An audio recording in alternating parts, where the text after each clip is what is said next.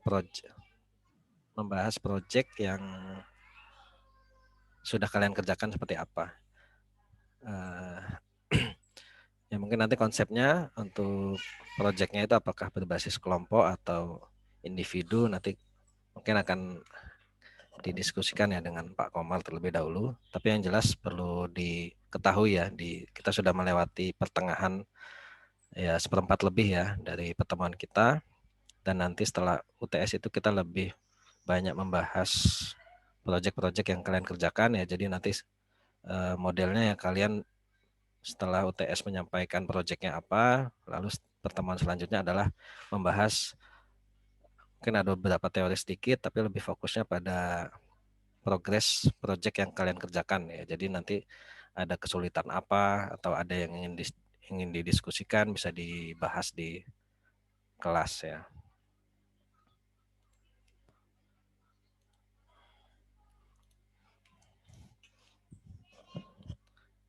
Oh ya, mohon izin Pak Komar, untuk proyeknya apakah kita akan buat berkelompok atau individu ini Pak ya sebaiknya?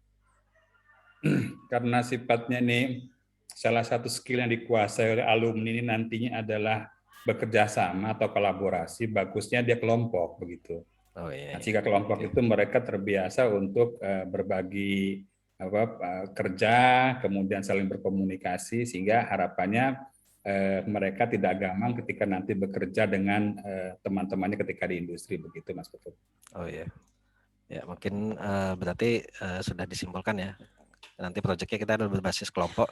Oh ya, karena kita juga lebih berkolaborasi ya sekarang Pak ya. Lebih Betul ya. kolaborasi, jadi proyeknya nanti akan dikerjakan kelompok. Jadi ya mungkin kalian mulai mencari kira-kira siapa nih temannya yang lebih mudah diajak bekerja sama gitu ya. Mungkin karena kondisinya sekarang juga masih daring ya. Kurang tahu nih Pak, untuk semester depan kayaknya ada kemungkinan untuk offline Pak Iya, ya. ada wacana setelah UTS ini ada perkuliahannya ini tatap muka sebagian, terutama ya Bandar Lampung ya begitu. Karena di berbagai perguruan tinggi yang lain seperti UNS itu ketika Pak Presiden ke sana, Pak Jokowi itu mereka sudah tatap muka. Memang dibatasi jumlahnya begitu. Kira-kira sekitar 25% sampai 30%. Nah, terutama yang di Bandar Lampung lah begitu. Nah, cuma kan ini kan ada seninya, harusnya seni dalam pengertian ya bagaimana yang ketika tidak hadir di kelas juga mampu kita berikan perhatian. Nah, nampaknya sih gini nanti modelnya per project itu paling tidak nanti sebagian dari adik-adik itu ada yang ada di kelas begitu sehingga nanti bisa mempresentasikan project-projectnya itu barangkali begitu. Ya. Oke ya. Ya kurang lebih seperti itu ya tadi gambarannya terkait proyeknya. Jadi kemungkinan kalau yang untuk kita ini masih banyak yang daring. Kita belum tahu nih opsi setelah UTS tadi yang lokasinya di Bandar Lampung mungkin bisa mewakili sebagai misalkan satu kelompok, satu orang mewakili dua orang atau tiga orang lainnya yang berada di luar kota gitu, seperti itu ya. Oke, tapi pada intinya konsepnya berbasis project dan berkelompok. Nah, jadi mulai mencari kira-kira temannya siapa yang bisa enak nih kerjasamanya gitu ya. Nah itu mulai mencari tahu. Oke, mungkin kita lihat V-kelasnya dulu.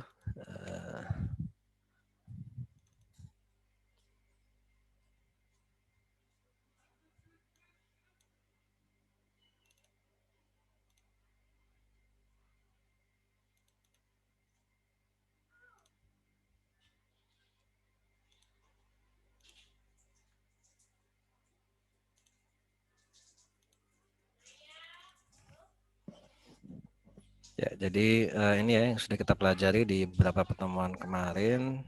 Kalian juga sudah mengerjakan tugasnya ya. Jadi di pertemuan pertama terkait sistem operasi, di pertemuan kedua kita sudah membahas struktur direktori dan perintah-perintah dasar Linux. Nah, ini kalian mendalami sendiri, kalau ingin mendalami ini sudah Bapak berikan beberapa link ya untuk dipelajari.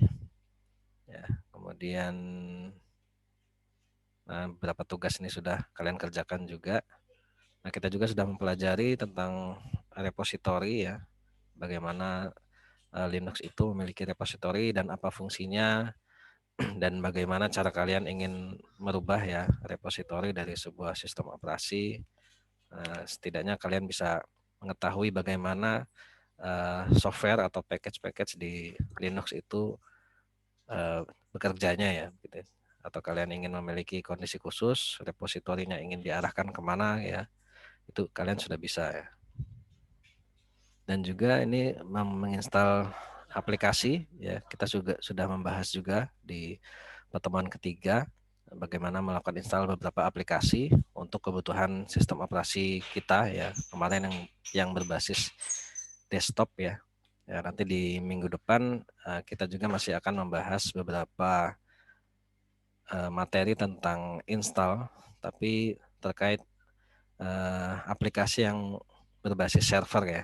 Jadi kalau yang kemarin kita mempelajari tentang aplikasi, bagaimana mencari aplikasi yang dibutuhkan, bagaimana untuk menginstalnya, bagaimana menguninstallnya. Nah, di pertemuan selanjutnya ya, di pertemuan ke-6 ya, di minggu ke-6 kita akan lebih membahas beberapa aplikasi yang bisa berjalan di server. Nah, ini di pertemuan yang ke-6 ini akan lebih menarik ya, karena akan terkait dengan project yang akan kalian buat ya. Jadi nanti project yang akan kalian buat akan diletakkan di server ya. Jadi kalian bisa mencobanya di lokal server terlebih dahulu ya, nanti akan disediakan juga supporting untuk server kalian, kasus realnya ya, bagaimana menginstal di server dan juga bagaimana nanti mengakses server melalui terminal ya, ada yang dikatakan SSH, menggunakan SSH gitu ya. Jadi agar kalian nanti saat membangun projectnya itu lebih mudah gitu ya. Nah, jadi di minggu ke-6 kita akan membahas beberapa aplikasi yang berbasis server. Ya, salah satu contohnya ya LMS kita vClass ini, salah satunya yaitu diinstal di atas sistem operasi Linux dan dia berbasis server ya. Jadi kita menginstalnya di server di UPTTIK. Nah, ini kalian bisa akses dari lokal dan juga bisa diakses dari luar ya. Nah, itu di minggu depan ya, ada beberapa seperti aplikasi Moodle, mungkin nanti ada Apache ya, Apache, PHP, dan beberapa aplikasi lainnya yang tentu saja berkaitan dengan proyek yang akan kalian buat. Nah, kemampuan menginstal tadi sama saja prinsipnya ya, seperti menginstal biasa di lokal, hanya saja kita akan menginstalnya di server. Nah, nanti kalian tentu saja butuh untuk mencoba di lokalnya, nanti kalian harus menginstal yang namanya atau mendownload VirtualBox ya. Jadi di sini kalian butuh Linux sebagai desktop ataupun mungkin Windows-nya ya sebagai desktop boleh. Jadi Linux-nya nanti diinstal di VirtualBox. Nah, kalian bagaimana menginstal aplikasi tersebut, mengaksesnya dari desktop ya, seperti itu. Nah, ini di minggu depan. Nah, di pertemuan keempat kemarin kita sudah membahas juga, kita sudah mengadakan kuis ya. Kuis ini adalah melakukan penilaian terkait pertemuan 1 sampai pertemuan 4 ya, hanya terkait teorinya ya. Tentu saja ini mudah ya, kalian kerjakan mudah. Ini Bapak lihat sudah mayoritas sudah mengerjakan, hanya ada 1-2 yang belum mengerjakan. Nah, tentu saja ini nanti nilainya bagus-bagus ya, karena ya semuanya sudah kita pelajari di kelas. Nah, di minggu kemarin juga kita sudah membahas bagaimana melakukan partisi. Lalu partisi bisa dilakukan dengan beberapa kondisi. Ya, pertama setelah kita selesai menginstal ya, baru kita partisi, atau kita melakukan partisi di saat kita menginstal sistem operasi Linux. Nah, ini penting ya, karena nanti terkait bagaimana kalian memisahkan sistem dengan data yang kalian ingin simpan. Nah, ini untuk melakukan partisi juga ada beberapa aplikasi yang sudah kita demokan kemarin ya di kelas. Salah satunya ada menggunakan Gparted ini yang paling mudah ya, tapi ini menggunakan GUI. Ya, nanti kalau pada kondisi kalian hanya bisa mengakses terminal, yaitu di minggu lalu juga kita sudah bahas ya, ada salah satu package bernama fdisk yang bisa kita gunakan untuk melakukan partisi di sistem operasi Linux. Oke, nah di pertemuan kelima ini kita sebenarnya akan membahas lebih ke shell script ya. Jadi shell script ini penting ya, kaitannya juga nanti dengan project yang akan kalian buat ya. Nanti Bapak akan coba mencontohkan beberapa shell script yang sudah Bapak buat ya. Nah, jadi shell script ini sebenarnya kalian sudah menggunakannya ya. Hanya saja di sini bagaimana kalian menyimpan dan nanti bagaimana akan dijalankan secara otomatis sesuai dengan settingan yang kita gunakan.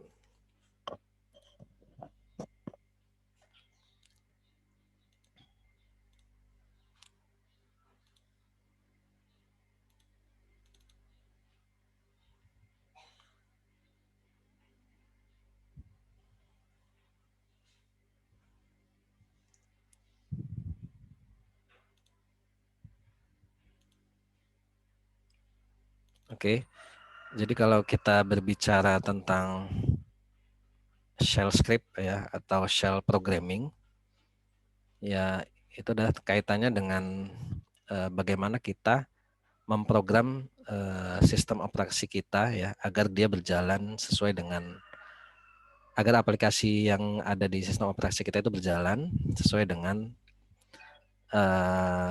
kebutuhan ya atau sesuai dengan apa yang kita inginkan. Jadi kalau berbicara shell script atau shell programming ini dia sebenarnya adalah shell itu adalah istilah dari, kalau di Linux ini adalah terminal ya. Jadi kalau kata-kata shell adalah dia terminal, dia sebenarnya hanya sebuah penterjemah saja.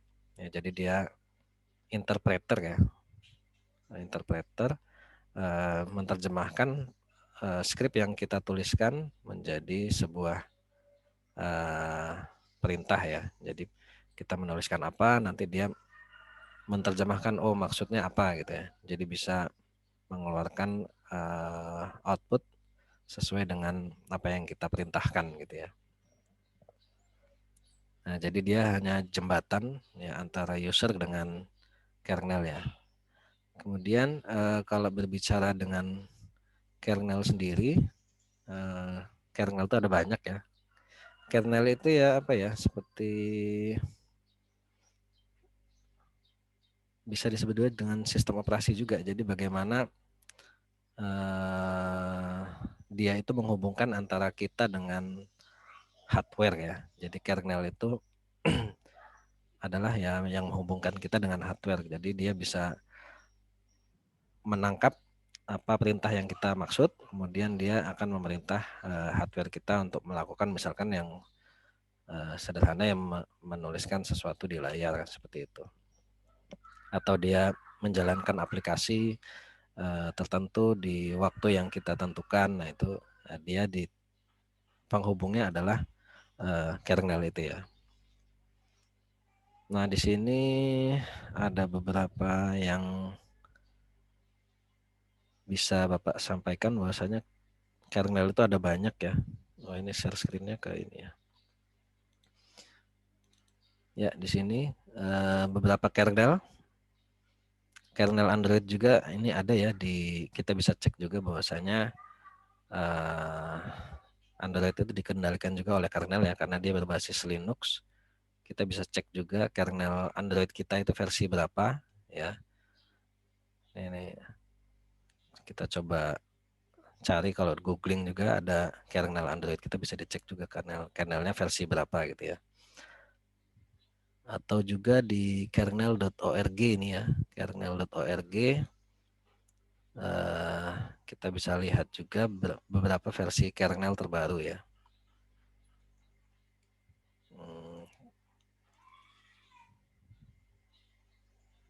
Kernel.org.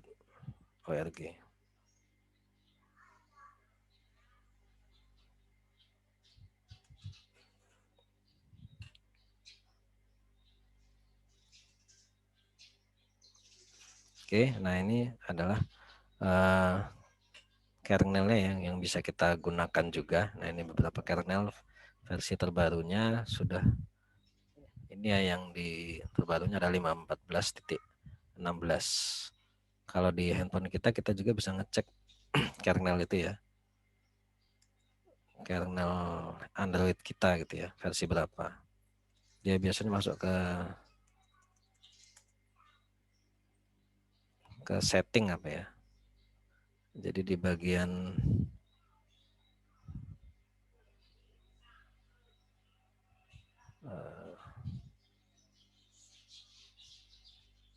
tentu kalian yang suka ngotak-ngatik handphone tahu nih, oh kernelnya versi berapa gitu ya. Bapak yang menunjukkan contohnya ini.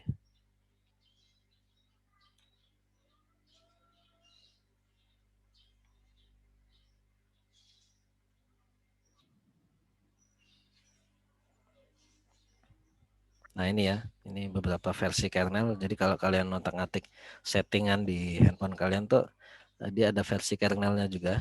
Di sini Februari 2020, kernelnya versi 3.18 ya. Nah, ini padahal ada kernel yang terbaru sekarang sudah versi 5 titik berapa tadi? 5.14.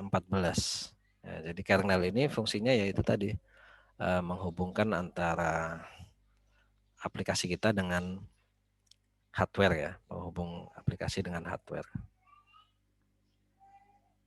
Nah, itu kaitannya dengan tadi shell programming. Nah, nanti kita akan coba bagaimana melakukan shell programming ya di sini. Nah, ini kernel sendiri ada banyak, ada versi Bourne shell, ada C shell, Corn shell, tapi yang sering kita gunakan nanti adalah bash shell ya, bash shell. Oke, ini beberapa contoh shell programming ya atau shell script. Ini sudah kalian gunakan juga ini sebenarnya. Ada perintah ls ya, atau di sini ada perintah more data. Nah, kalau ini perintahnya ini dia membuat list ya di dalam folder directory ya, menampilkan listnya, kemudian dimasukkan ke dalam file namanya data. Nah, ini contoh shell programming sederhana ya, atau shell script sederhana. Jadi ls kan untuk menampilkan isi directory, kemudian ini tanda panah ini fungsinya untuk memasukkan isi directory tadi yang ditampilkan ke dalam sebuah file bernama data. Jadi nanti file data ini akan berisi isi directory ya, dokumennya ya. Oke, mungkin kita coba tes saja di sini bagaimana contoh shell script sederhana ya. Oke, kita coba terminal.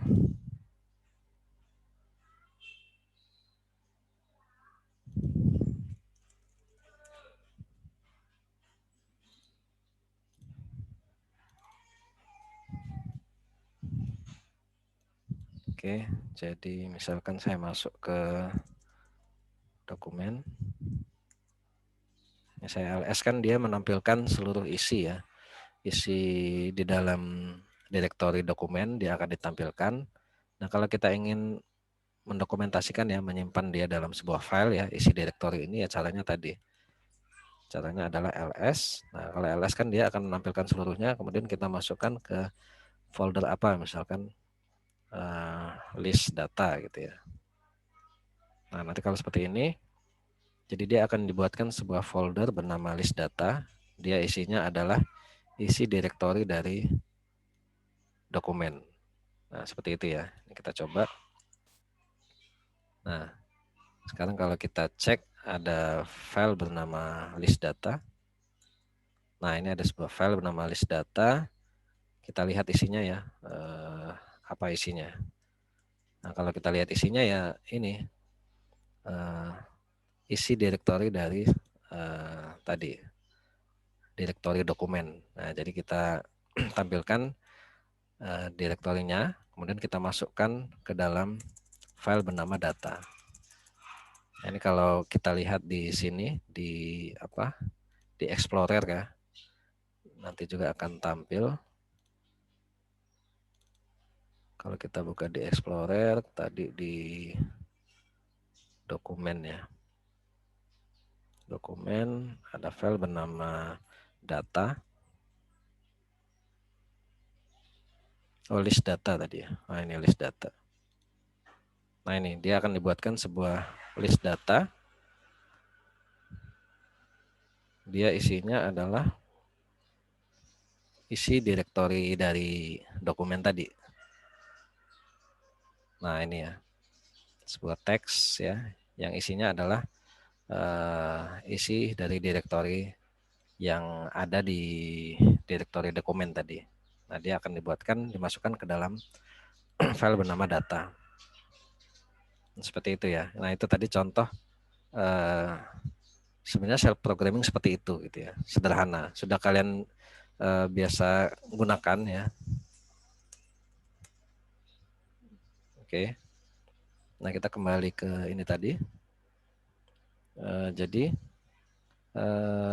misalkan kita ingin menambahkan, contohnya ya ada lagi menambahkan isi dari, kan tadi kita sudah buat file bernama list data ya, kita ingin menambahkan lagi listnya dari direktori lain ya. Misalkan saya masuk ke direktori apa ini, download ya, cd download ya. Kalau ls kan kita tampilkan banyak sekali nih beberapa file yang ada di direktori download. Saya ingin masukkan juga dia ke tadi, ke file list data tadi ya. Berarti caranya kita tampilkan ls, lalu kita masukkan. Nah, kalau kita ingin menambahkan ini lebih darinya ya, tanda lebih darinya ada 2 ya. Nah, kita kan mau masukkan ke list data. List data ini kan lokasinya di ini ya, di direktori dokumen ya. Bukan di dalam direktori download, berarti harus kita tambahkan ini nih. Seperti ini. Dokumen.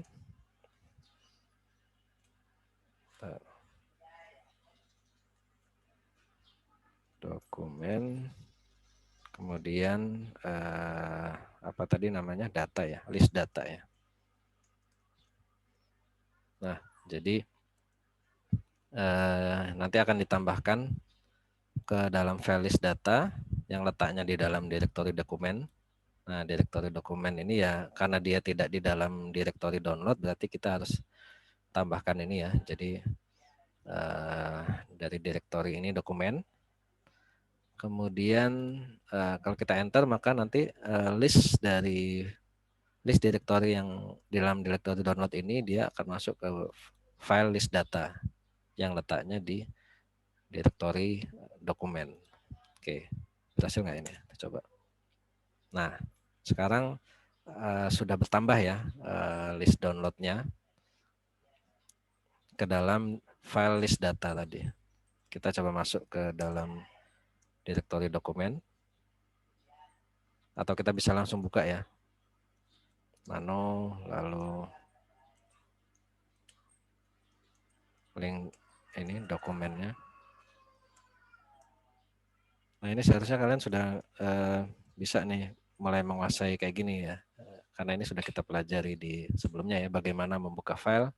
Kan kita bisa gunakan text editor apapun. Nah, ini yang sudah ada bawaannya Nano ya. Lalu nama filenya apa? Kalau filenya tidak terletak di dalam direktori ini, berarti kita harus tambahkan path-nya ya. Ini letaknya, buka file yang terletak di direktori dokumen dan list data ini ya. Nama filenya list data. Nah, nanti dia akan menampilkan seluruh dokumen tadi, termasuk beberapa file ya yang hasil downloadan saya. Nah, di sini ke dalam direktori tadi. Nah, seperti itu ya. Nah, itu contoh beberapa shell script sederhana ya. Mungkin kalau kita buka tadi ini di dalam folder ini, kita lihat list datanya sudah bertambah ya.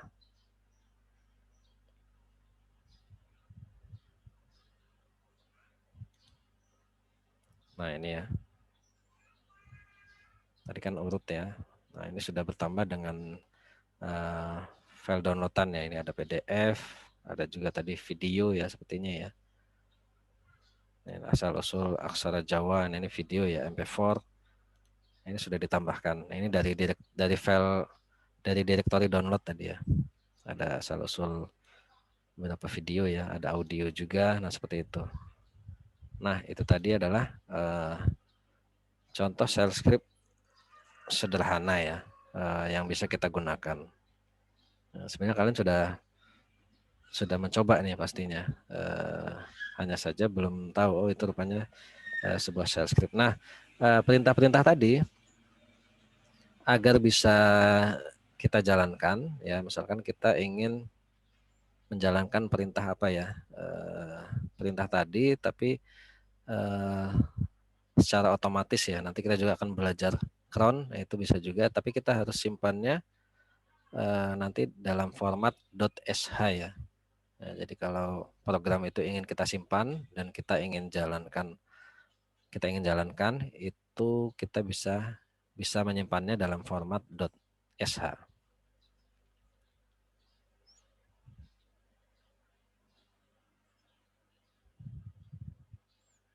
Oke, nah ini ada contoh lain juga menggunakan pipe. Kalau pipe ini adalah tanda ini ya, tanda apa ini ya, di atas tombol enter biasanya ada sebuah tanda ini sebutannya pipe. Nah, kalau pipe ini fungsinya itu tadi menjadikan output dari suatu perintah menjadi inputan bagi perintah lain. Maksudnya gini, misalkan kita perintah yang pertama menampilkan isi direktori saat ini. Nah, setelah itu jadi isi direktori ini kemudian tambahkan pipe sort as, artinya dia diurutkan ya. Setelah dia ditampilkan tapi dia juga diurutkan gitu ya. Jadi setelah ditampilkan dia diurutkan. Nah, nanti outputnya adalah list yang sudah berurut ya sesuai abjad gitu ya. Nah, ini contoh ini juga sering digunakan di shell programming ya. Ini jadi kalian harus tahu. Jadi kalau ada pipe ini artinya yang sebelumnya ini menjadi inputan dari perintah selanjutnya gitu ya. Nah, nanti kalau kalian ingin menambahkan lagi ya perintah lain ya tambahkan ini. Seperti itu. Jadi jika ada beberapa perintah yang ingin kalian jalankan, nah ini bisa ditambahkan pipe ya. Artinya dia perintah pertama ini akan menjadi outputan dari perintah pertama ini akan menjadi inputan dari perintah selanjutnya. Nah, ada juga ini wildcard yang harus kalian tahu, ada tanda bintang, tanda tanya, tanda apa ini namanya? Kurung siku, buka tutup ya. Buka tutup kurung siku. Nah, ini harus kalian tahu juga fungsinya nih. Kalau yang bintang ini ya tentu sudah tahu ya. Ini bintang ini ya misalkan kita ingin mencari atau menampilkan sebuah file atau folder yang di tengah-tengah katanya itu ada Bob-nya misalkan ya. Atau apa ya. Kita coba aja mungkin ya di sini. Kita coba misalkan saya kembali dulu. Ya, misalkan ini kan ada, nah saya ingin mencari sebuah file WordPress gitu ya. Menampilkan sebuah file, seluruh file yang di dalamnya ada kata-kata WordPress-nya gitu ya. Berarti bisa dilakukan seperti ini, ls, lalu apa ini? Bentar. ls langsung bintang gitu ya. WordPress. Word gini misalkan. WordPress kan gini. Bintang. Bisa nggak ya? Nah, jadi seluruh file atau directory ya yang ada kata-kata WordPress-nya akan tampil. Jadi kalian ini bisa misalkan hanya ingin menampilkan file WordPress ya yang ada kata-kata WordPress-nya, ini kalian bisa gunakan tanda bintang seperti ini. Atau bintang yang pertama kita hapus bisa juga nih. Nah, jadi yang hanya yang diawali dengan kata-kata WordPress. Lalu selanjutnya teks selanjutnya terserah mau WordPress apa ya. Yang penting ada kata-kata WordPress-nya. Jadi, nah ini fungsinya seperti itu. Ya, list ya, tampilkan seluruh file ya atau directory yang mengandung kata-kata WordPress di awalnya, lalu diikuti selanjutnya apa gitu ya. Oke, mungkin itu kalau tanda bintang ya berarti unlimited ya. Atau misalkan saya ingin mencari nih yang ada kata-kata objeknya gini ya. Jadi saya ingin mencari file yang di dalamnya mengandung kata-kata objek. Ya berarti caranya ya ls lalu bintang, lalu kata-kata yang ingin dicari apa ya, lalu bintang. Jadi tampilkan seluruh file atau directory yang di tengah-tengahnya ada kata-kata objeknya.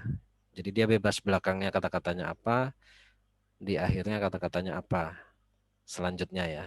Nah, kalau ini berarti nanti akan ditampilkan seluruh file atau directory ya yang di dalamnya ada kata-kata objeknya. Ini kita lihat ini ya, object oriented. Dia tidak memperdulikan nih di belakangnya kata-kata apa dan setelahnya kata-kata apa. Nah, ini fungsi dari simbol wildcard ini. Nah, ini semuanya mengandung kata objek ya. Objek. Nah, ini objeknya pakai K. Objeknya. Nah, ini ya, objek. Nah, seperti itu. Nah, itu fungsi dari wildcard yang pertama. Nah, ini fungsinya tadi. Kalau wildcard yang kedua, ini fungsinya satu karakter ya, menggantikan satu karakter. Oke, misalkan apa ini contohnya ini?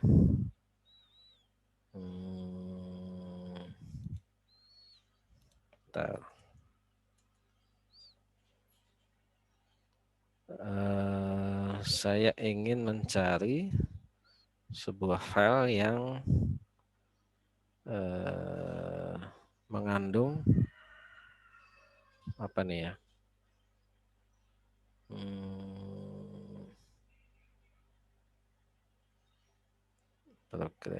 Programming Java. Nah ini ya Java. Oh nggak bisa ini.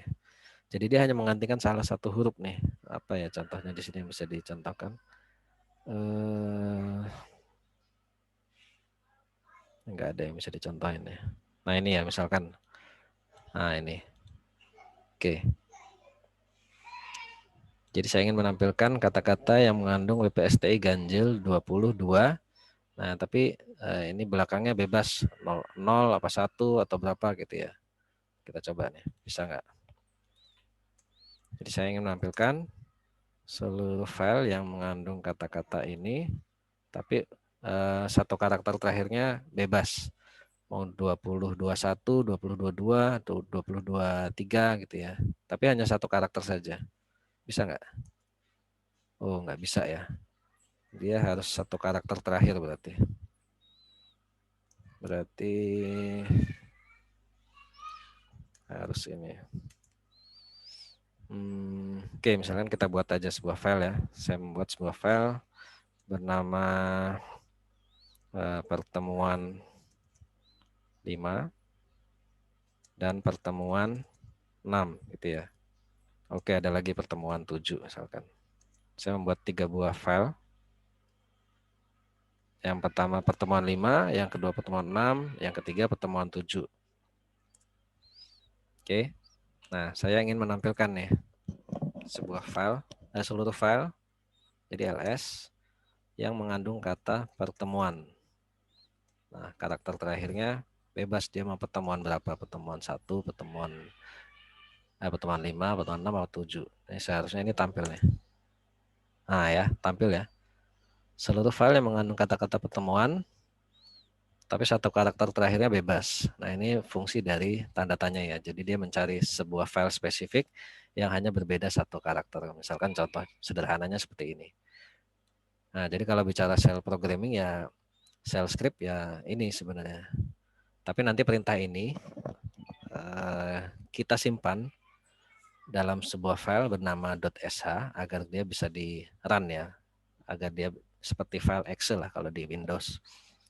Nah, jadi tujuannya nanti misalkan kita ingin menjalankan suatu perintah, dia tiap jam, tapi menjalankannya secara otomatis di server setiap jam 12 malam misalkan, atau setiap tanggal 1 kita ingin menjalankan perintah tersebut ya. Nah, itu nanti kita ada materi lagi ya, seharusnya bernama cron, bagaimana menjalankan sebuah file ya. Nah, file tersebut biasanya file berupa shell script ya. Nah, shell script ya sebenarnya hanya perintah-perintah seperti ini. Nah, ini perintah sederhana ya. Tentu saja kalian nanti misalkan ingin mengupdate ya. Jadi kalian sudo apt update ini. Ya, biasanya kalau Linux kan kita perlu mengupdate ya, rutin ya. Misalkan saya tiap seminggu sekali saya ingin update. Perintah ini saya simpan dalam sebuah file nanti bernama .sh. Ya, misalkan ya seperti ini ya, sudo apt update, bisa nggak ini? Saya masukkan ke data, bisa nggak ya?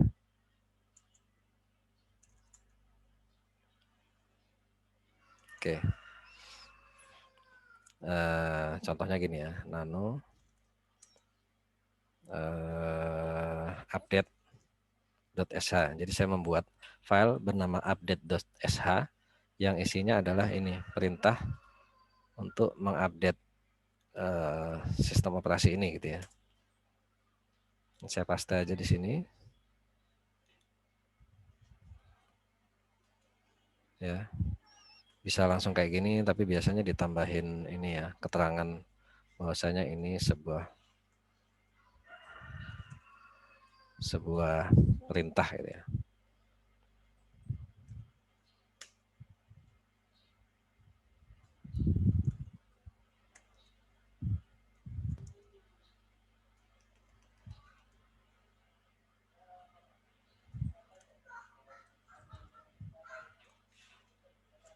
Oh ya. Oke.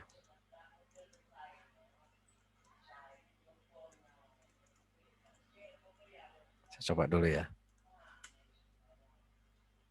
Oh, perintahnya not found. Nah, nanti kita coba ya. Jadi satu lagi tadi ada wildcard lagi yang harus kita tahu, yaitu ini. Kalau ini dia fungsinya untuk mencari sebuah karakter yang diawali oleh salah satu huruf, misalkan A atau B. Nah, kita coba ya. Ini harus didemokan sih. Kita lihat, misalkan contohnya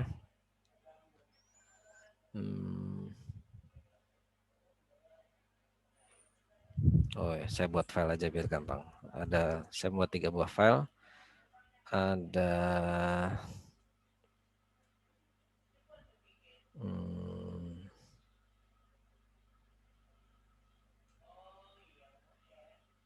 strong, lalu string, dan strength. Apa strength? Oke, misalkan saya membuat file bernama strong string gitu ya. Ini hanya untuk contoh saja bagaimana menggunakan tadi. Jadi saya ingin tampilkan kata yang mengandung str, tapi di tengah-tengahnya boleh o, boleh i, boleh e gitu ya. Dan diakhiri oleh ng. Nah, ini maksudnya tanda tadi nih. Menampilkan sebuah kata, tapi karakternya boleh O, ya salah satunya ya, boleh O, boleh I, atau E. Nah, nanti strong, string akan tampil seharusnya. Nah, gitu ya. Jadi fungsi dari wildcard yang ketiga ini ya. Jadi kita ingin mencari kata-kata yang di dalamnya ada mengandung str, tapi satu karakter tengahnya itu boleh O, boleh I, boleh E. Nah, ini contohnya seperti itu. Oke. Nah, ada lagi ini perintah echo. Nah, echo ini kan untuk menampilkan sebuah teks ya di konsol ya. Ini tentunya kalian sudah terbiasa juga ini saat menggunakan bahasa C ya. Ini echo ini untuk menampilkan atau print lah bahasanya ini. Print. Kita coba misalkan menampilkan teks halo gitu ya. Nah ini bisa perintah echo. Nah ini banyak sekali nih kalian bisa pelajari. Tapi intinya nanti ini nih perintah-perintah tadi, nah itu agar bisa kita jalankan sesuai yang kita inginkan, sesuai waktunya ya. Nah itu kita perlu simpan dalam sebuah file bernama .sh ini, yang tadi yang Bapak coba contohkan ya. Misalkan ini perintah ini ya, Bapak coba. Oh ya tadi bin bash ya, ya salah. Oke, misalkan saya buat sebuah file bernama nano test.sh. Ya, di dalamnya ada print ini, script ini. Saya coba simpan. Nah, untuk menjalankannya dia biasanya ini, tes. Nggak mau ya. Permission denied. Sudah. Seharusnya mau ini.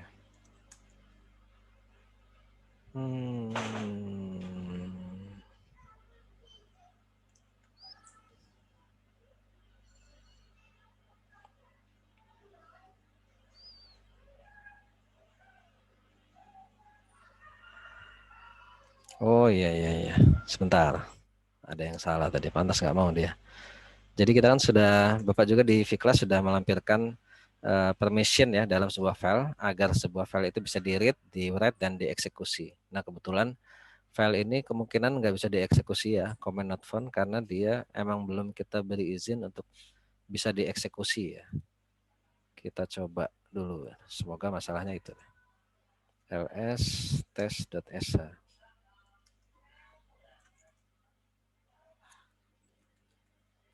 Saya ingin melihat permissionnya ya.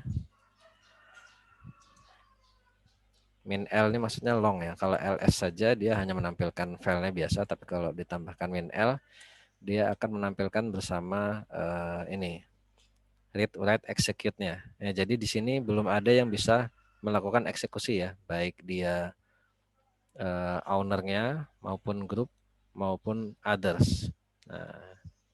Nah ini ada di V-Class materinya di pertemuan kedua atau ketiga ya, materi bagaimana mengubah permission ini. Jadi file test.sh ini milik user bernama Kanaya ya, cara membacanya. Lalu dia usernya hanya bisa read dan write ya, artinya bisa mengakses ya, membuka dan memodifikasi, tapi dia tidak bisa execute karena tidak ada X-nya. Lalu begitu juga dengan grup, hanya bisa read dan write, tidak bisa execute. Nah, apalagi others ya, selain user dan grup dia hanya bisa read saja, tidak bisa memodifikasi, apalagi mengeksekusi. Nah ini file ini tidak bisa berjalan karena dia belum bisa dieksekusi oleh siapapun. Nah jadi kita perlu memberikan mengubah modenya ya, agar lebih mudah ya menggunakan perintah ini chmod. Ya, jadi chmod Pak cheng mode. Nah, ini cara yang gampang ya ini ya 777. Artinya 7 yang pertama ini sudah dibahas belum ya di kelas ya? Halo? Sudah dibahas belum terkait permission? Belum ya? Izin menjawab Pak, sepertinya ya. Belum. Belum ya? Nah, tapi Bapak sudah lampirkan nih kalau kalian ingin mempelajari lagi nanti ya. Tapi nanti Bapak jelaskan. Di sini di V-Class sudah Bapak lampirkan ini seharusnya. Kemarin mungkin waktunya nggak cukup ya. Nah ini penting juga saat kalian nanti membuat project ini harus tahu nih. Ini nih videonya ada di mana ya? Nggak ada ya. Oh ini nih file permission Linux Ubuntu. Ini berapa menit nih? Nggak panjang kayaknya cuma 5 menit gitu ya. Jadi bagaimana agar sebuah file itu kita rubah permissionnya. Nah ini rupanya penting untuk tadi misalkan kita ingin melakukan shell programming seperti yang akan kita demokan saat ini ya. Nah tadi yang terjadi mengapa file tersebut tidak bisa dieksekusi karena dia dia belum bisa seperti ini. Oke, ini sepertinya harus dijelaskan nih. Sebelum Bapak lanjutkan ya, biar nggak bingung. Jadi, mana nih? Nah, jadi sebuah file itu misalkan tadi filenya kan bernama tes.sh ya. Nah, ini nama filenya, dia permissionnya tadi hanya ini ya, means-nya artinya dia file, lalu rw strip r strip gini ya. Nah, ini permissionnya kan ini tadi. Saya taruh di bawah lah. Jadi simbol yang pertama ini dia bermakna dia file ya. Sebenarnya nggak ada spasinya ini. Dan nanti biar nggak bingung bacanya. Ya, jadi ini file. Lalu dia file ini. Nah, ini yang pertama ini adalah mode untuk user owner ya. User atau owner yang buat nih. Jadi yang buat bisa read itu membaca ya. Artinya kita bisa buka ya. Lalu bisa write itu merubah isinya. Tapi nanti di sini ada execute ya. Sebentar. Nah, jadi ini untuk user ya. Lalu yang ini untuk grup. Yang ini untuk selain user dan grup. Grup ini artinya nanti kalau kita memiliki beberapa user ya dalam sebuah sistem operasi, kita memberikan misalkan 5 orang untuk admin gitu ya, 5 orang untuk lainnya gitu ya. Ini ada grup nanti. Nah, grup juga yang tergabung di dalam grup yang sama, dia juga bisa melakukan read dan write. Tapi selain grup dan user, orang lain, misalkan ada orang luar yang ingin mengaksesnya, misalkan file ini nanti dibuka ya, bisa diakses dari luar, tapi orang luar hanya bisa read saja. Nah, ini saya buat dulu ini biar gampang. Konsep RWX ini aslinya seperti ini nih. Asli awalnya ini ya RWX.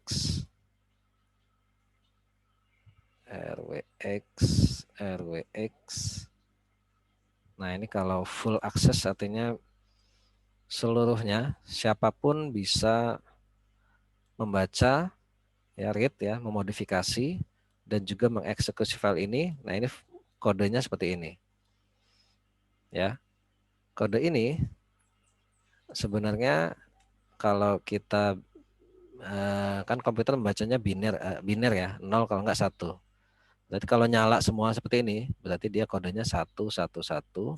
Kita kasih spasi lah biar nggak bingung ya. Lalu ini 111 ya, ini 111 ya. Jadi usernya nyala semua nih modenya, lalu grupnya menyala semua modenya, orang lain juga menyala semua modenya. Artinya file tes.sh ini bisa diakses seluruhnya, bisa dimodifikasi dan juga bisa dieksekusi. Nah, ini kalau digantikan dengan desimal, dia 111 itu kan desimalnya adalah 7 ya. Nah, gini ya. 111 ini kan 1. Ini nilainya 1 yang kedua ini nilainya 2 ya. 1 yang ketiga nilainya 4. Jadi 4 tambah 2 tambah 1 kan 7. Nah, ini desimal ya. Ini binary, ini desimal. Nah, jadi kalau ini biner diganti ke desimal ya ini jadi 7. Ini pasti tahu lah bagaimana menghitungnya. Atau kalau bingung ya di Linux ini sebenarnya ada kalkulator juga nih. Atau di Windows juga mungkin ada ya. Kalkulator untuk merubah desimal menjadi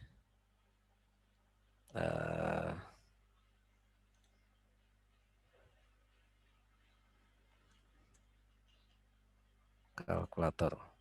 Nah, ini ya. Ini kalkulatornya terlihat nggak ini? Terlihat, Pak. Terlihat ya. Nah, ini saya clear dulu. Nah, ini ya, misalkan saya kita bisa pilih modenya, mau biner, desimal, atau apa gitu ya. Misalkan 111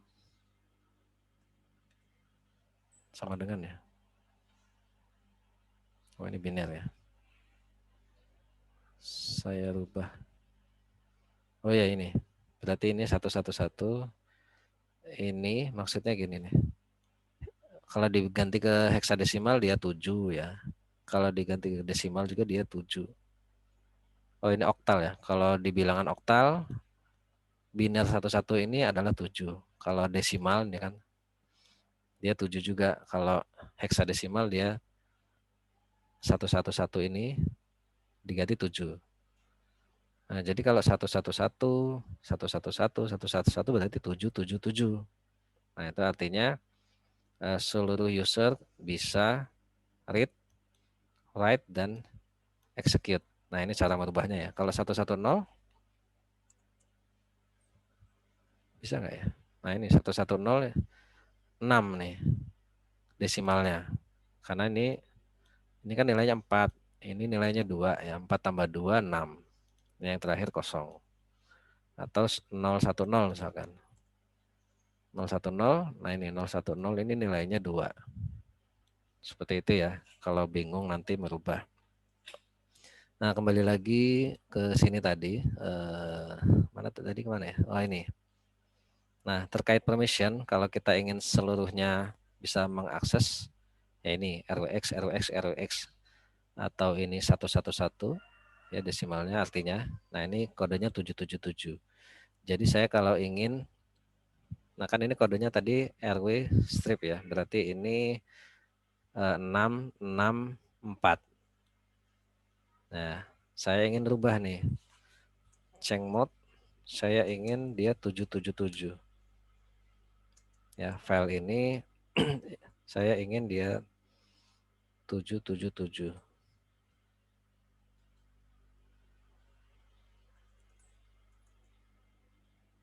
Nah, sekarang kalau kita lihat lagi, maka file test.sh ini sudah jadi RWX ya. RWX ini kan 7 ya. Ini RWX 7, 7. Artinya seluruhnya bisa mengeksekusinya nih. Ya, seluruh orang nih, seluruh yang bisa mengakses file ini ya bisa mengeksekusinya. Kita coba ya. Oh, tes bukan update. Tes.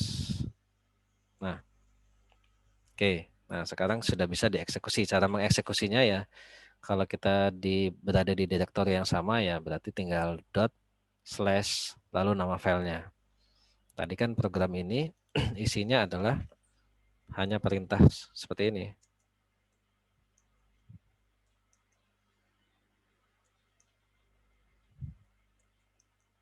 Ya, tadi kan perintahnya hanya ini nih. Oh, atau nggak usah pakai inilah, pakai sebentar.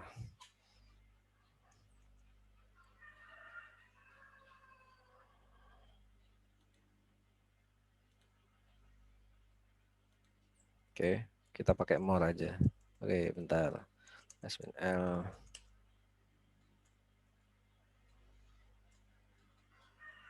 Tadi di download ya.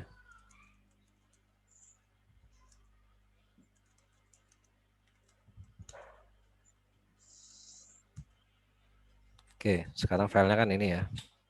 Sudah 777. Ya, isi filenya kan cuma seperti ini tadi. Kita lihat more. Nah, dia hanya sebuah perintah echo ya, tes 123. Ya, jadi kalau file ini kita eksekusi, caranya tadi dot slash lalu nama filenya. Kalau kita enter, maka dia akan menuliskan perintah ini. Nah, kalau kita ingin rubah misalkan ya, nano tes.sh, kita ingin rubah isinya, dia bukan hanya, kita ingin bukan hanya echo aja nih, kita ingin, bisa nggak ya, sudo apt update. Kita ingin mengupdate juga ya.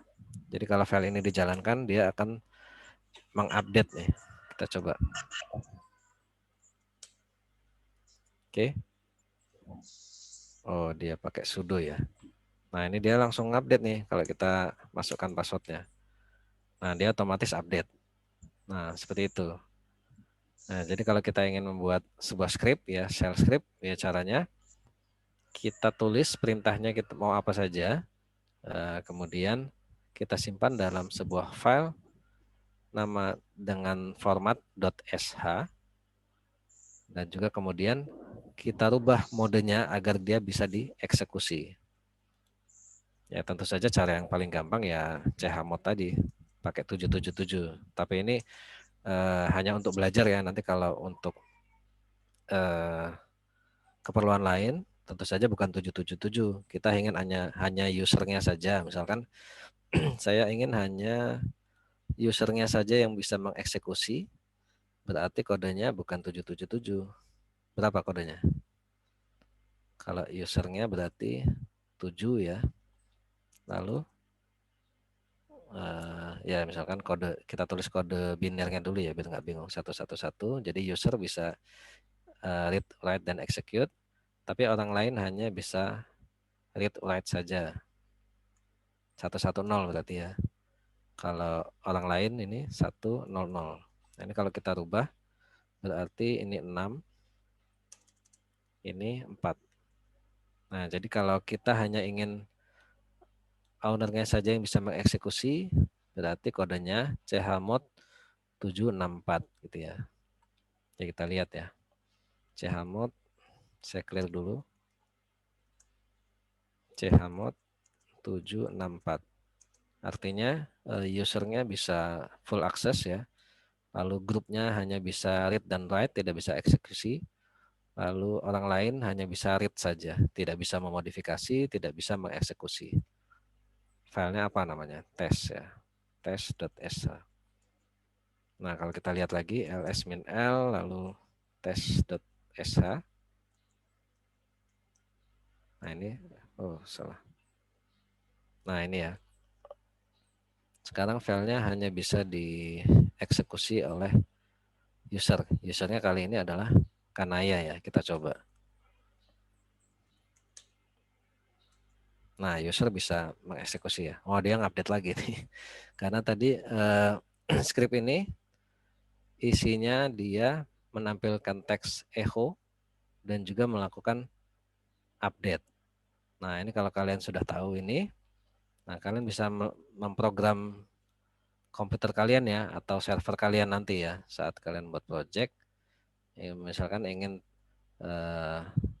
tiap pagi ya, tiap jam 7 pagi dia ngupdate. Nah, ini ya itu caranya buat aja file script seperti ini, misalkan namanya update.sh. Isinya ya tadi sudo apt update ya. Oke, sampai sini dulu ada yang mau ditanyakan terkait shell script? Nah, ini ya, ini isinya. Sudo apt update. Ada yang mau ditanyakan? Izin bertanya, Pak. Ya, silakan. Kalau maksudnya grup itu siapa ya, Pak? Orang yang aksesnya itu, Pak? Oh iya. Jadi grup itu adalah, jadi nanti kalau kita belajar grouping, jadi kan misalkan kita memiliki 10 user nih. 10 user itu saya ingin kelompokkan 5 orang ini bergabung di dalam grup admin. Ya, artinya dia memiliki akses sebagai admin gitu ya. Jadi saat dia login, dia tergabung di dalam grup nanti namanya admin. Nah, grup admin tadi, nah kalau kita lihat filenya ini, sebentar. Jadi nanti kalau kalian sebagai sistem administrator ya, kalian bisa memberikan akses, tapi kalian juga harus menggabungkan dia menjadi dalam grup tertentu.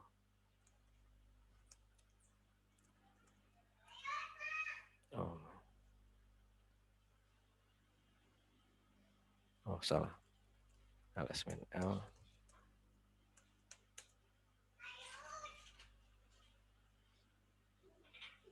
Oh, ya. Nah ini kali ini usernya adalah Kanaya, grupnya adalah Kanaya. Ini karena saya belum melakukan grouping karena hanya saya sendiri yang mengakses laptop ini. Nah, kalau untuk melihat grup, oke, kita cari dulu ya bagaimana melihat grup. Sepertinya hanya add grup saja, membuat grup di Linux. Ini Bapak juga lupa nih perintahnya. Jadi kita belum tentu bisa, nggak harus menghafal semua ya. Kalau kita lupa ya kita browsing aja. Misalkan ya, saya sambil browsing ya. Nah ini ada di linuxid.net, tutorial membuat grup di Linux. Nah, jadi di Linux itu bisa kita berikan grup. Nah, contohnya grup add, nah, hanya menambahkan grup add keluarga.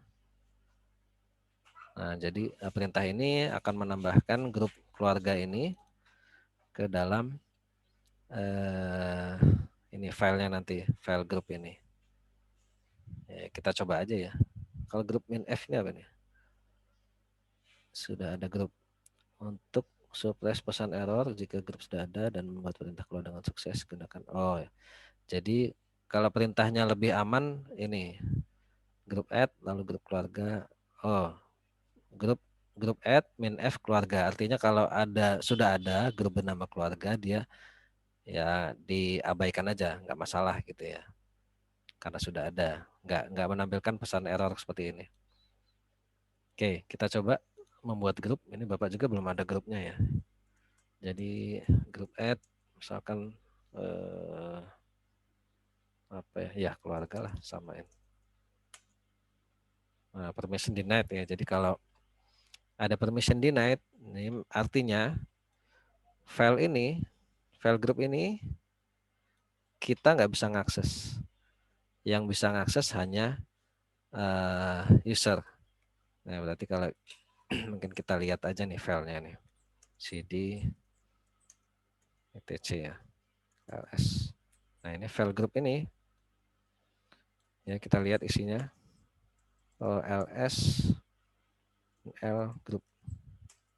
Nah, kita user hanya bisa read dan write. Ini bisa write ya, owner ya. Owner ini maksudnya, owner berarti. Atau user yang buat nih, yang buat itu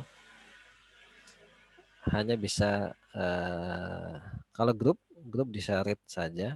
Nah, ini kali ini karena kita nggak bisa, berarti kita harus gunakan perintah grup add-nya pakai sudo ya, atau kita masuk ke sudo dulu. Sudo dulu grup add lalu keluarga. Nah, sekarang sudah ada nih. Izin Pak, share screen-nya masih di website, belum di terminal Linux. Oh iya, oke. Sorry. Ini sering salah nih. Nah, gini maksudnya tadi. Ya, saya Bapak ulangi ya. Saya exit dulu, biar nggak bingung. Ya, jadi kita keluar dulu. Misalkan di sini. Saya tadi melakukan grup add keluarga. Oh, ini already exist karena saya sudah buat ya. Jadi kalau sudah ada ya berarti ya, cara buatnya gini, keluarga ya. Atau nggak mau tampil perintah tadi, minf tadi ya. Artinya kalau sudah ada ya sudahlah gitu ya. Nggak jadi ditambahkan gitu. Diabaikan. Nah, jadi sekarang sudah ada grup baru bernama keluarga. Nah, selanjutnya kita lihat nih, apa lagi nih. Jadi dia kaitannya dengan CHON nanti, kepemilikan ya. Sebentar.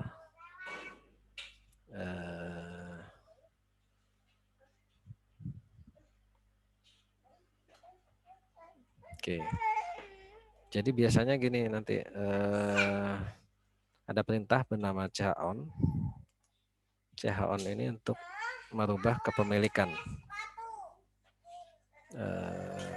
Sebentar, filenya tadi apa ya? Saya membuat file bernama index.html. Oke.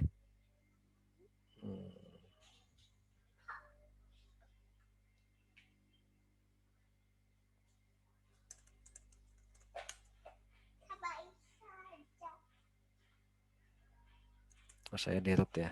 Oh, nggak bisa buat file di sini. Karena ini adalah directory root, saya nggak bisa. Berarti saya harus ke gini aja, ke home. Ya, saya ls. Nah, misalkan saya ingin membuat sebuah file bernama index.html. Ya, kalau kita lihat ini ya, ini milik Kanaya. Cara merubahnya, bentar Bapak juga lupa nih, chown,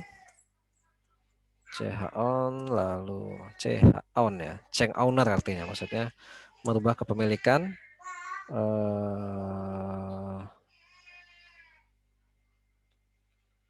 keluarga gitu ya, kalau nggak salah ya, keluarga pada file index.html. Invalid user. Oke, sebentar. Kita harus lihat dulu nih perintahnya. Merubah kepemilikan ya. Sebenarnya di Linux ID ini ada nih, lengkap.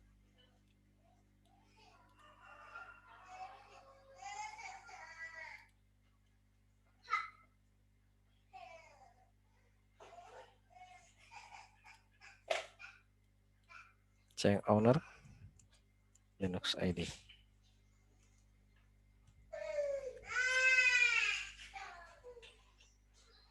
Nah, ini change owner ini artinya merubah kepemilikan ya. Oh, tadi pemilikan user ya. Nah, jadi seperti ini ada menggunakan grup.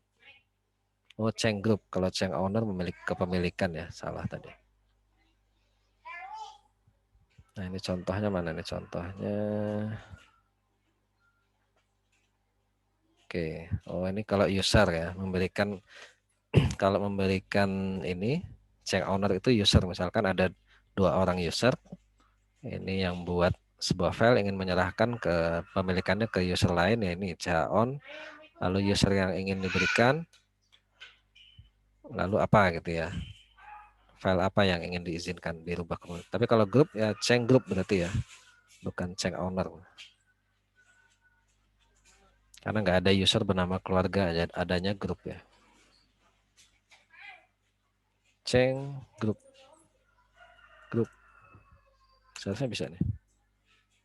Not permitted karena kita ini harus yang bisa change group biasanya admin ya atau root ya. Berarti kita harus tambahkan sudo.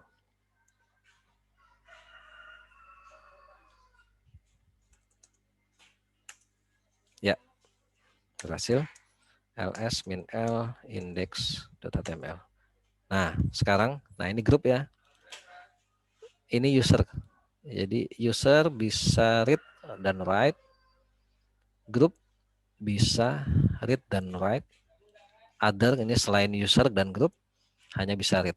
Nah, jadi kalau pertanyaannya tadi grup, ini dia lokasinya di sini posisinya. Jadi kalau tadi kan masih tergabung di dalam grup Kanaya. Grup default itu biasanya sama dengan nama usernya ya. Karena saya nama usernya Kanaya, biasanya dibuatkan sebuah grup bernama Kanaya. Nah, jadi file ini yang bisa mengakses ini ada user dan grup. Ini grup dan juga kalau grup ini di sini statusnya nih. Kalau user ini. Ya, seperti itu. Kalau menampilkan grup di sini ada nggak ya? Ada grup apa aja kita? Oh, bisa nggak menampilkan grup? Menampilkan grup di Linux. Bapak nggak hafal juga nih. Melihat semua daftar grup nih. Kebanyakan mengarah ke Linux ID ya. Melihat nama grup ada nggak di sini ya? Perintahnya groups, oh pakai S. Groups. Oh iya kan jamak ya. Groups. Nah ini ada Kanaya, ada ADM, CD-ROM. Oh nggak ada keluarga di sini ya. Nah, seharusnya ada grup bernama keluarga.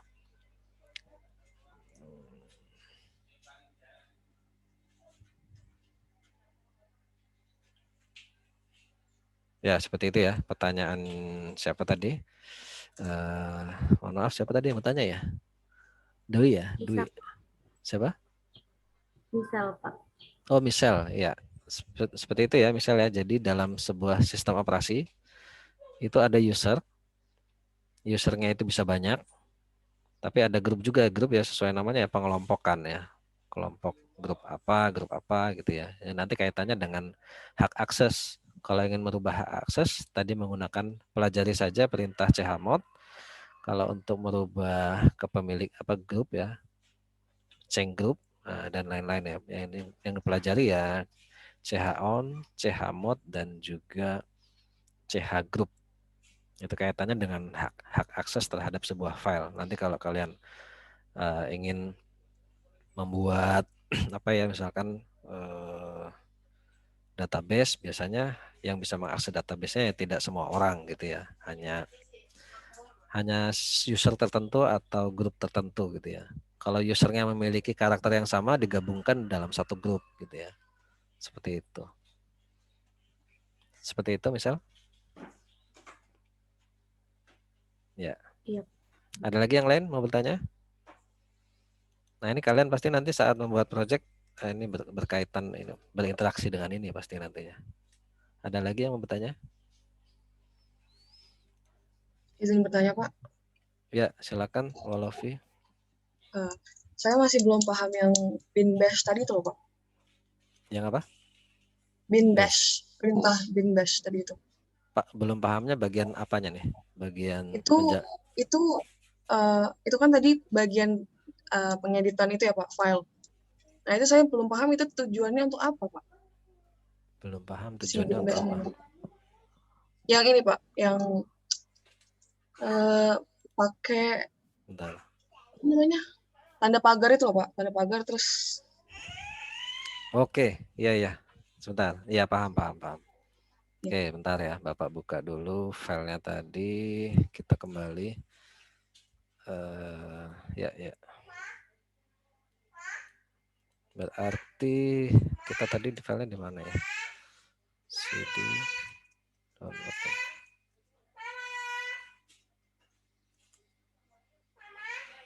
Oke, tadi nama filenya apa lagi lupa. LS tes ya tadi ya namanya ya.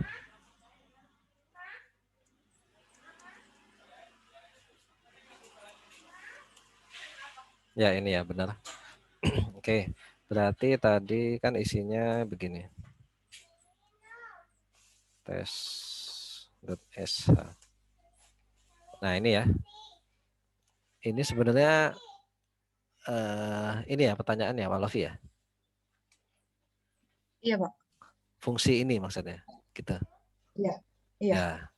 Nah, jadi pertanyaannya ini kalau kita belajar bahasa C, tanda pagar ini sebenarnya hanya keterangan ya, komentar. Jadi ini tidak tidak memberikan pengaruh apa-apa di program, hanya saja mempermudah kita. Oh, rupanya ini bash shell ya. Jadi kalau kita Bapak sampaikan tadi shell programming tadi ada, aduh salah, agak susah ini shell screen-nya.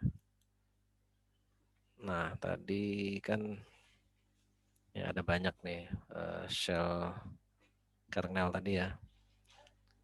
Kan dia penterjemah ya. Nah kali ini yang kita gunakan kernelnya itu yang ini bound against shell nih, bash. Jadi dia hanya memberi keterangan script tadi bahwasanya kali ini yang kita gunakan adalah bash ya, bound apa tadi? Bound against shell.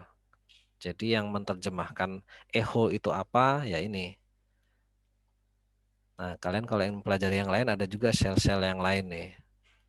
Tapi nantilah ini pelajari ya bagaimana merubah. Bisa juga kita nanti kalau kita nggak pengen pakai bash, bisa juga kita pindah ke shell yang lain bisa. Tapi untuk pembelajaran ini ya kita gunakan yang default saja ya, bash shell ya. Ini artinya perintah kita akan diterjemahkan oleh ini nih. Jadi echo tadi maknanya mencetak, ya yang menerjemahkan ini bash tadi. Jadi kalau fungsinya apa ya ini kalau ke program ke output dia tidak ada, hanya saja fungsinya ini memberi keterangan bahwasanya kita gunakan untuk mengeksekusi perintah ini yang memaknai dia perintahnya apa ya bash ini. Oke, seperti itu ya, Walovi. Cukup jelas nggak nih penjelasannya? Ya, cukup Cukup Pak. jelas ya. Oke. Ya. Ya, mungkin kita coba buka aja nih. Isinya apa sih? More gitu ya. Bin bash nih bisa nggak ya?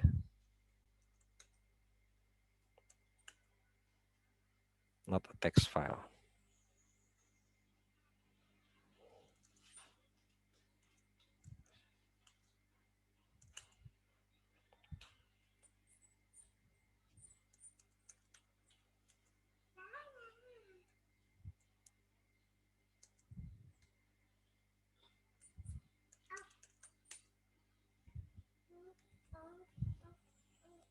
Oh, dia ya tadi interpreter ya, penerjemah ya ini ya, bash ini.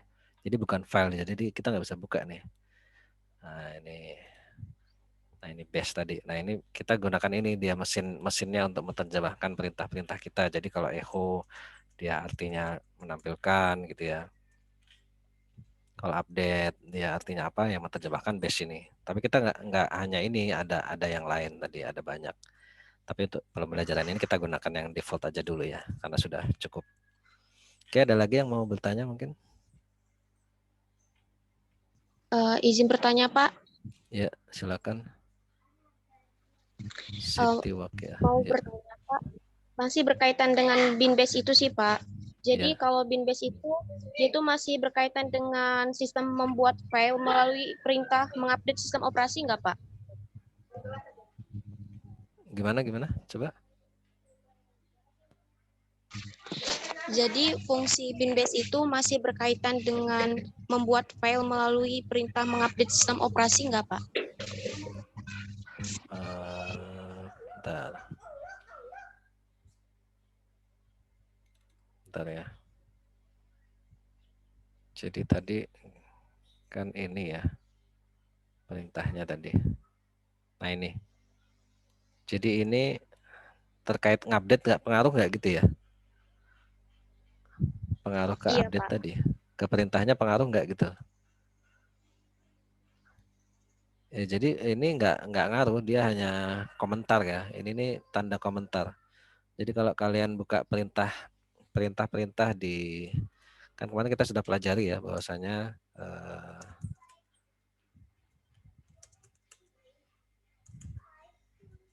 ls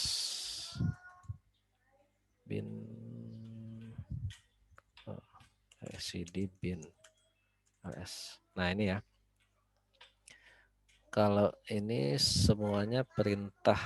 Oke, sebentar. Sepertinya bisa dibuka pakai ini. Bisa nggak ya? Nano dash.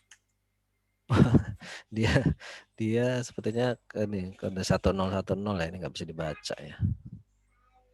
Nggak bisa dibuka. Nano.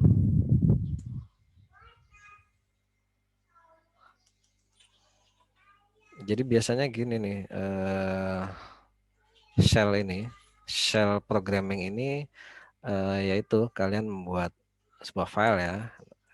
Ini tadi misalkan saya ingin file ini fungsinya kalau saya jalankan dia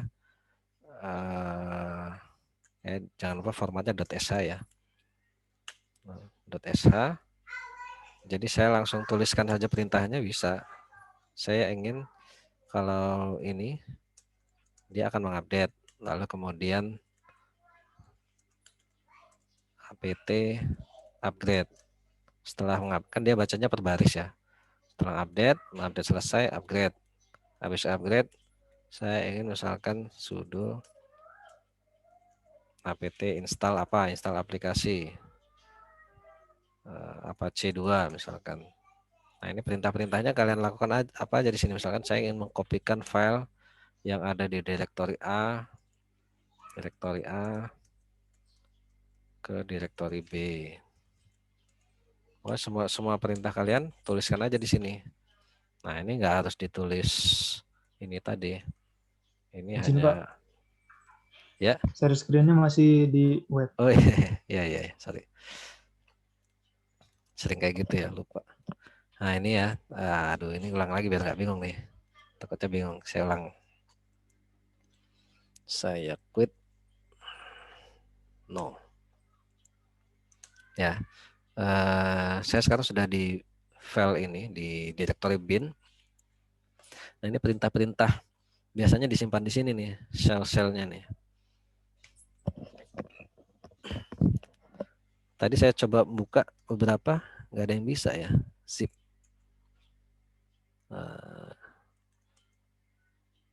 Nggak ada yang bisa.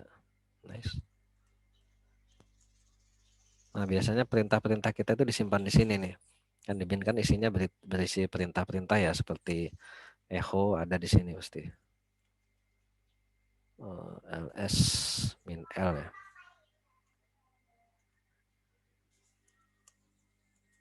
Nah, ini ada perintah echo di sini. Nah, kita juga bisa buat ini sendiri sebenarnya. Tapi biasanya penggunaan shell programming ini hanya untuk menyimpan beberapa perintah yang kalau kita jalankan sekali, perintah itu jalan gitu ya.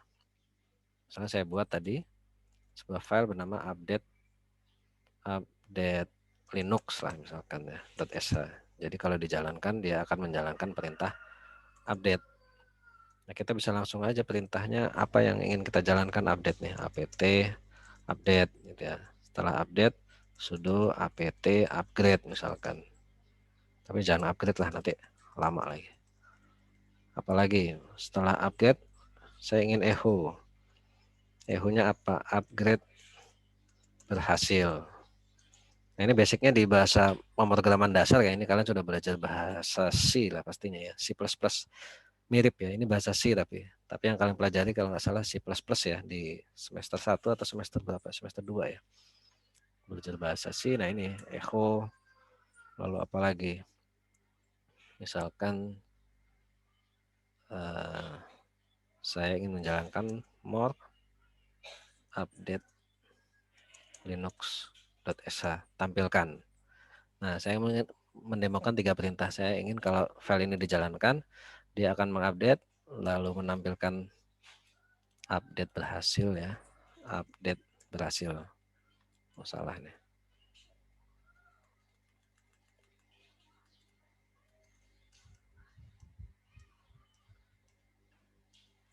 Update berhasil. Oke, ini saya hapus dulu.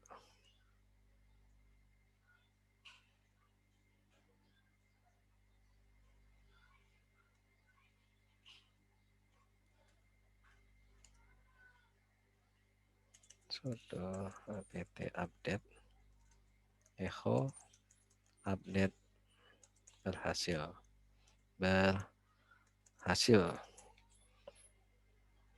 Ya, saya simpan. Saya yes. Wah, ini saya bukan sebagai admin lagi. Saya keluar dulu berarti. Aduh.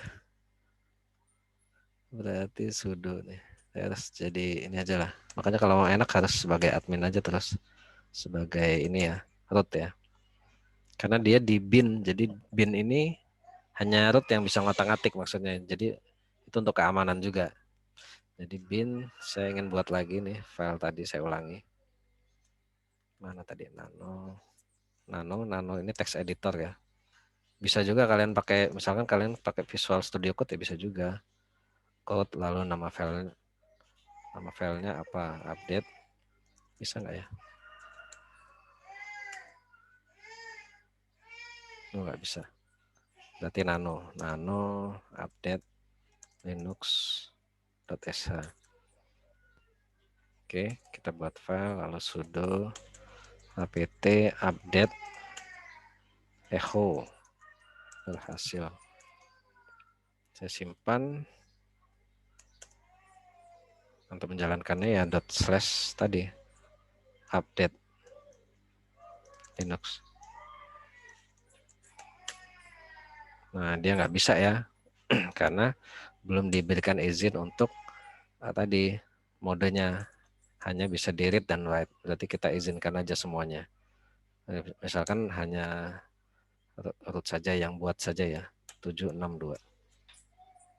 Berarti ini update Linux nama filenya. Jadi file ini saya izinkan untuk bisa dieksekusi 7 ya. Yang bisa eksekusi ya hanya yang buat nih. Tadi yang buat root ya. Oke, saya jalankan. Jalankannya // lalu update linux.sh. Oke, dia akan mengupdate, lalu di akhir update kalau selesai dia akan menuliskan perintah update berhasil. Nah, ini ya. Berhasil. Nah, ini. Oke. Jadi mungkin itu yang bisa Bapak jawab. Itu ya pertanyaannya tadi maksudnya, bukan? Walafi? Tadi Siti, Pak. Sorry. Oh iya, Siti. Iya, Pak. Ya, seperti itu maksudnya, bukan? Iya, Pak. Atau berbeda? Terima kasih ya, Pak. Ya, gitu. Ya, sama-sama. Oke, sudah pukul 9.35. Masih ada yang mau bertanya? Jadi, ada yang mau tanya nggak nih? Ya, tanya lagi dong. Jadi yang bingung nanti tanya, karena kalau nggak nanti nanyanya pas buat project nanti mungkin baru bingung nih, baru ketemu pertanyaan-pertanyaan. Jadi yang harus kalian kuasai CH-on, CH-mod terutama ya, tadi yang sudah Bapak ajarkan tadi terkait CH-mod, pelajari, videonya juga sudah Bapak sediakan. Jadi nanti kalian akan ketemu saat membuat project, kesulitan saat tidak bisa mengeksekusi sebuah shell script gitu ya. Itu bagaimana cara membuat shell script. Ya sebenarnya shell script ya pemrograman, tapi di pemrograman shell ya, maksudnya shell programming. Nah, perintah-perintah itu tadi bisa kita simpan dalam sebuah file, lalu bisa kita eksekusi. Tapi syaratnya tadi disimpan dalam file dalam format .sh. Seperti itu. Ya, mungkin ini ya. Bapak ingin mencontohkan ya, Bapak ini sudah buat beberapa, ya ini bisa dijadikan juga nih contoh. Ya, ini proyek sederhana sebenarnya. Bapak ini di lokal, Bapak sudah ada server. Jalan nggak ya? Jadi Bapak sudah buat satu buah server. Ini dengan IP-nya, oh ini belum share screen lagi, lupa. Ya buat bayangan kalian nanti ya, membayang-bayang kira-kira nanti membuat project apa gitu ya. Bapak ini lagi belajar sebenarnya buat sebuah project. Nah ini Bapak memiliki sebuah Raspberry, ini Raspberry yang terkoneksi ya di lokal ya, di lokal ini nggak bisa diakses kalau dari luar. Ini IP lokal. Nah, jadi sudah Bapak install Apache. Nah, Apache ini artinya kita ingin menjalankan sebuah aplikasi ya berbasis web di server. Nah ini servernya ini. Nah ini Bapak sudah mencoba membuat sih ini sebenarnya. Ngelihat tutorial juga di YouTube. Nah ini seperti jam masjid lah gitu ya. Nah ini adalah jam masjid. Kali ini jam 9.38 ya. Jam 9.38 lalu dia ini gambarnya nggak kelihatan nih, gambarnya error. Nah, jadi nanti tiap Pak Puput ini kasih masukan sedikit. Ya Raspberry ini bisa juga kalau mau dibuat proyek yang sedikit agak serius dalam pengertian begini, kakak kelas Anda tuh Bayu Sasongko itu jualan ini dan bisa dilihat Tokopedia itu termasuk banyak ya pembelinya ya. Beliau kerja dulu di perusahaan swasta ya di bidang instrumentasi, tapi dia punya ketekunan untuk buat di embedded system awalnya begitu. Nah pakai teks dulunya kan, pakai teks running text begitu. Nah, tapi kan dengan harga monitor semakin murah, dia kemudian pindah ke Raspberry Pi, jadi bisa diprogram isi dari monitornya itu di masjid-masjid begitu, sehingga bisa customize oleh pengurus masjid begitu, dan itu laku cukup bagus ya. Terus kemudian diikuti oleh adik tingkatnya Rizky Gunawan, ya Rizky Gunawan begitu. Kebetulan dua-duanya bimbingan Bapak ya, dulu buat drone mereka ya, tapi kemahiran di embedded systemnya itu bisa dikembangkan untuk ke situ. Nah ini real project dan sudah menghasilkan dana kutip uang yang cukup banyak ya, gitu ya. Nah ini bisa juga kalau mau jadi customisasi supaya dia ringan, pakai Linux begitu. Nanti kita cari pakai apa Linuxnya begitu, apakah pakai Debian atau Fedora, kira-kira seperti itu, atau nanti di-combine.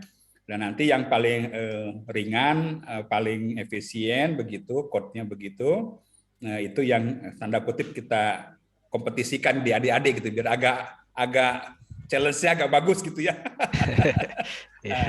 Nanti Bapak berikan linknya ke Rizky Wiguna Gunawan dan Bayu Sasongko ya gitu ya. Alumni Pak ya. Tambahannya Pak Puput.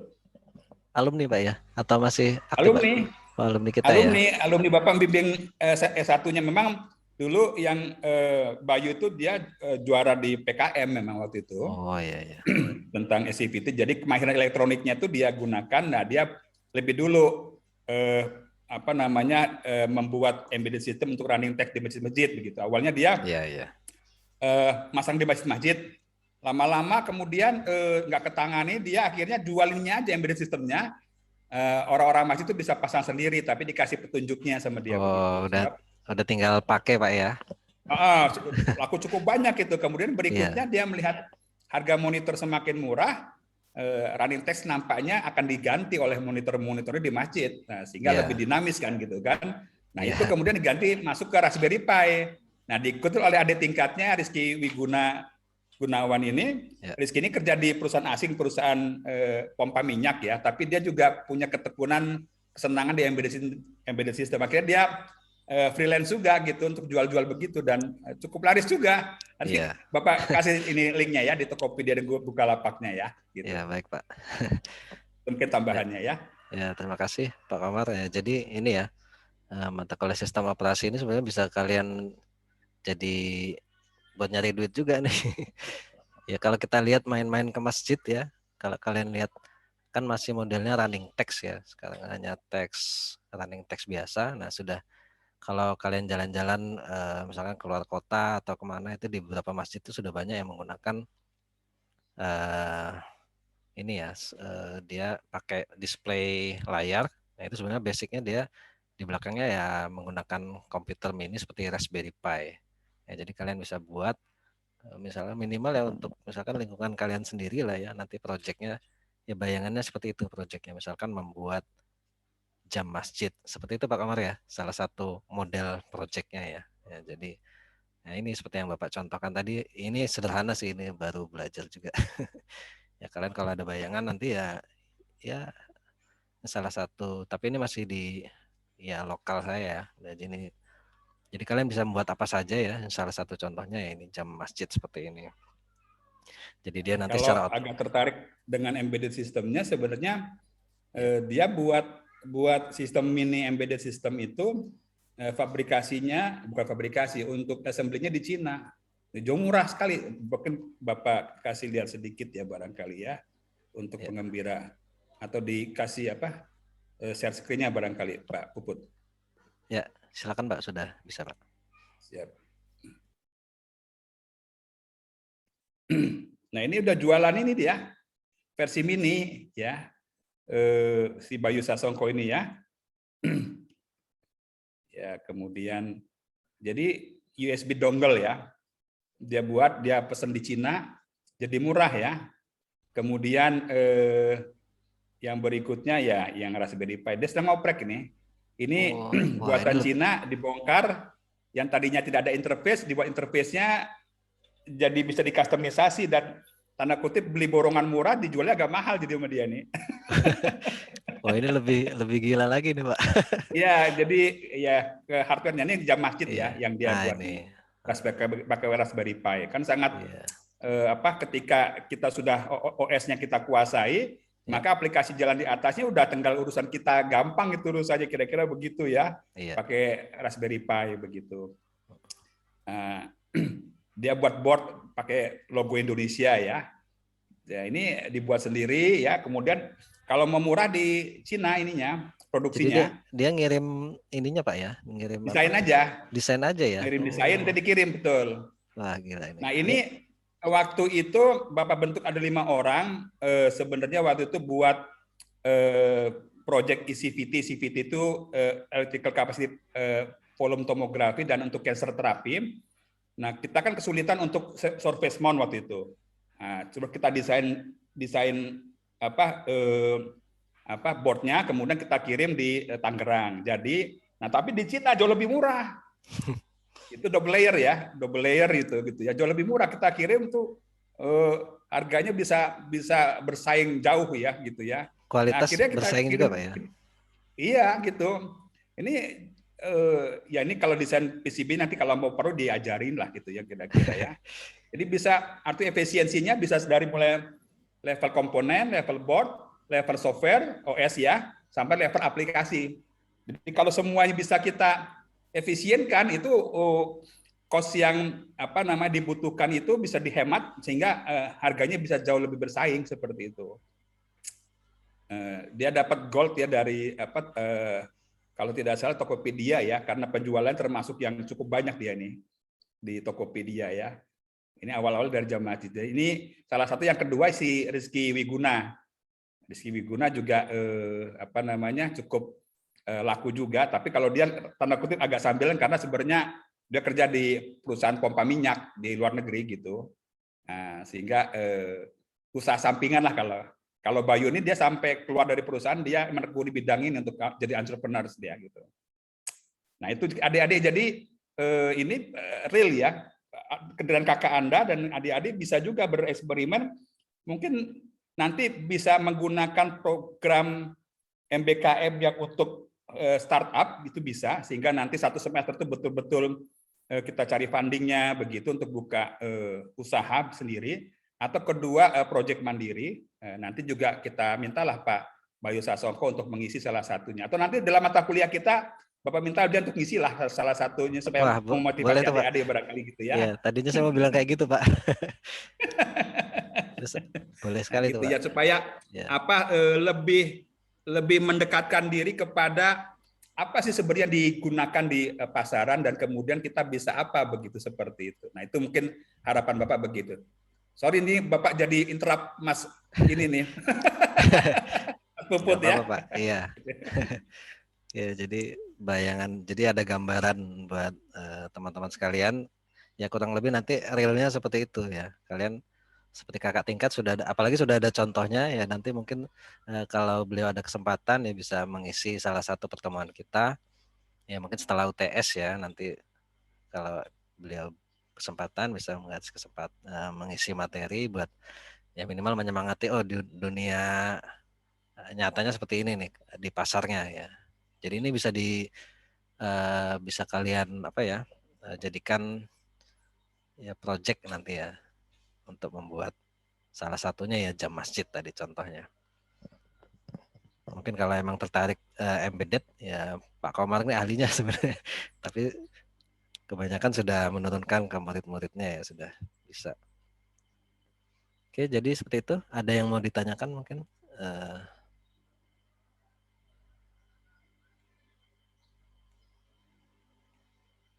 Ya, saya tidak ada. Nah, jadi seperti itu tadi. Kemudian salah satu basic yang harus dikuasai ya shell script hari ini sudah kita pelajari ya. Nanti konsepnya setelah UTS kita akan lebih banyak diskusi. Ya ada materi 1-2 tapi lebih banyak diskusi ke project ya. Nanti kalian projectnya apa kita update progress-progressnya. Oke, mungkin itu saja ya untuk hari ini. Tidak ada yang ditanyakan. Dari saya cukup. Dari Pak Komar, ada yang mau ditambahkan lagi Pak? Cukup? Mungkin cukup, nanti tinggal Bapak tambahkan di link di WA grupnya aja ya. Nanti sambil Bapak kontak ke beliau kapan bisa ngisi paling tidak setelah UTS kita lebih banyak ke project, mungkin begitu ya Pak Puput ya. Siap Pak. Ya. Nanti kita bimbing aja sambil kita bimbing Pak. Betul gitu. Oke, ya terima kasih Pak Komar untuk pertemuan hari ini. Cukup ya. Bapak tutup. Wassalamualaikum warahmatullahi wabarakatuh. Waalaikumsalam. Waalaikumsalam warahmatullahi wabarakatuh. Waalaikumsalam warahmatullahi wabarakatuh.